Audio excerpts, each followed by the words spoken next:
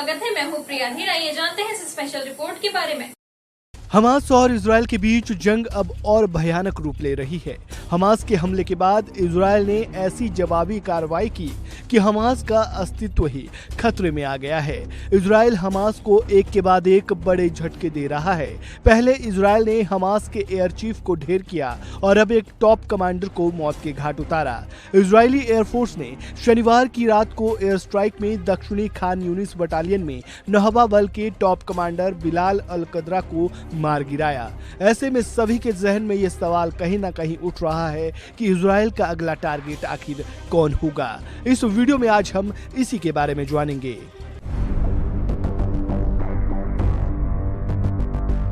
Israeli air force बीते कुछ दिनों से गाजा पर कहर बनकर टूट रही है। लोगों को मकान खाली करने का अल्टीमेटम दे दिया गया है।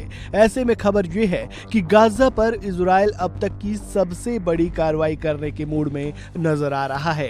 एयरफोर्स चीफ और कमांडर को ढेर करने के बाद इजरायल का अगला टारगेट कौन होगा, इस पर इजरायली सेना का एक बयान सामने आया था। इजरायली सेना के मुताबिक उनका मकसद हमास के दूसरे टॉप लीडर याह्या सिनेवार को खत्म करना है। इजरायल पर रॉकेट हमले के पीछे याह्या सिनेवार का ही दिमाग था। इजरायल रक्षा बलों के मुख्य प्रवक्ता डैनियल हगारी ने एनवाईटी को बताया कि सेना का लक्ष्य हमास को परास्त करना और उनके द्वारा किए गए नरसंहार के बाद उसके नेताओं का सफाया करना होगा, जिसके बाद हमास गाजा पर सैन्य और राजनीतिक रूप से शासन नहीं करेगा। इसके लिए इजरायल की सेना ने दक्षिणी इजरायल में गाजा सीमा पर 30,000 से अधिक सैनिकों को तैनात किया है।